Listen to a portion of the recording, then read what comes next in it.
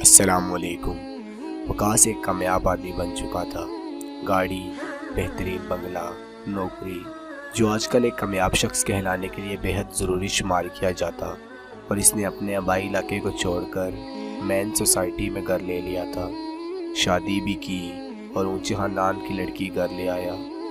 کچھ عرصہ گزرا تو اس کی بیوی اس سے کہنے لگی، دیکھو میں تمہاری ماں کے ساتھ نہیں رہ سکتی کیونکہ وہ ایک ان پڑھ ہے، اور مجھے کسی کو بتاتے ہوئے بھی شرم آتی ہے کہ یہ میری ساس ہے، لہذا مجھے ایک علیحدہ گھر چاہیے، اور اپنی ماں کو بھی دور چھوڑ آؤ، اور فی الحال میں اپنی امی کے گھر جا رہی ہوں۔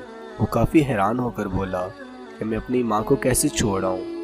آخر روز روز کی لڑائی جھگڑوں سے تنگ آ کر اس نے ایک دن ہتھیار ڈال ہی دیے، پر اپنی ماں سے اس بارے میں بات کرنے پر آمادہ ہو گیا۔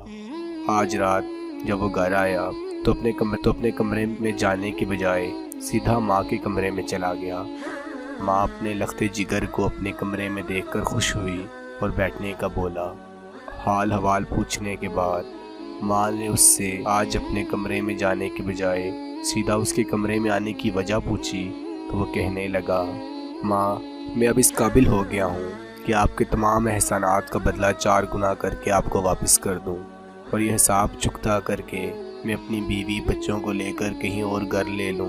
میں اور میری بیوی وہیں رہیں گے، پر آپ آرام سے یہیں رہیے گا۔ ماں نے جواب دیا، بیٹا حساب ذرا لمبا ہے، اس لیے تھوڑا وقت درکار ہے۔ وہ بولا، کوئی بات نہیں، آپ آرام سے حساب کر لیجئے، اور واپس چلا گیا۔ جو رات گہری ہونے لگی تو ماں نے جگ میں پانی بھرا اور بیٹے کے کمرے میں جا کر اس کے بستر کے ایک طرف ڈال دیا۔ بیٹے نے جب اس طرف کروٹ لی تو پانی کی وجہ سے اس کی کھل گئی تو دیکھا ماں ہاتھ میں جگ لیے کھڑی ہے اور بستر پر پانی اسی نے ڈالا ہے، تو کہنے لگا، اماں یہ کیا کر رہی ہیں؟ تو ماں بولی، بیٹا اپنے بچپن میں پتہ نہیں کتنی دفعہ تو نے میرے بستر اسی طرح گیلا کیا، اور میں غصہ کرنے کی بجائے تجھے خشک جگہ ڈال دیتی اور خود گیلی جگہ لے لیتی، بلکہ بعض اوقات اپنے پیٹ پر بھی سلا لیا کرتی تمہیں بتا دوں میں حساب چکانا بہت مشکل ہو جائے گا۔ اب تم اسی گھر میں رہو، مجھے کہیں بھی ایک کمرے کا گھر لے کر دے دو، یا تمہارے گھر کی پچھلی طرف کا کمرہ ہی مجھے دے دو، میں وہیں رہ لوں گی۔ وہ اٹھ کر بیٹھ چکا تھا اور اداس آنکھوں سے ماں کی طرف دیکھ رہا تھا۔ اسے سمجھ نہیں آ رہی تھی کہ ماں کو کیا جواب دے۔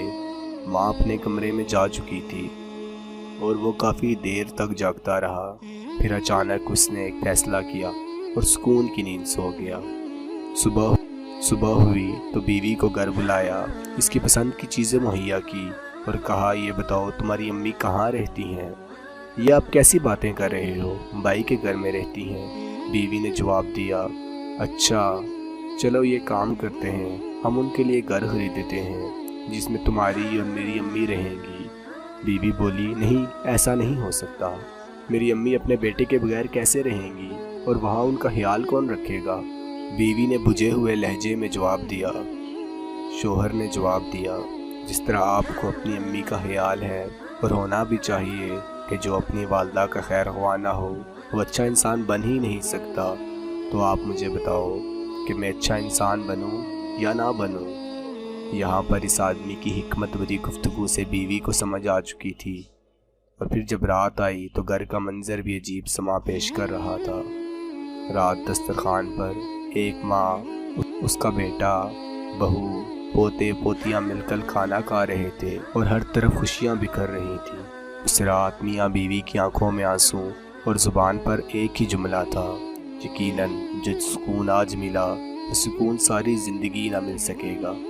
تو پیارے دوستو، ماں باپ کی ذات وہ ذات ہے جو ساری زندگی ہمیں پالتے پوستے بڑا کرتے ہیں، جوان کرتے ہیں، ہماری تعلیم، صحت، ہماری ہر ضروریات کا خیال رکھتے ہیں، اور جب وہ بوڑھے ہو جاتے ہیں تو نوبت یہاں تک پہنچ جاتی ہے کہ 8 بچوں کو ایک ماں نے پالا ہوتا ہے، لیکن 8 بچوں سے مل کر بھی ایک ماں نہیں پلتی۔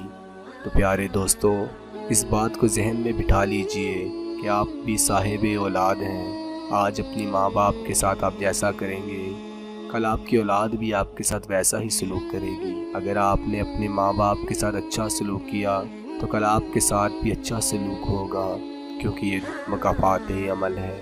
السلام علیکم ورحمۃ اللہ وبرکاتہ.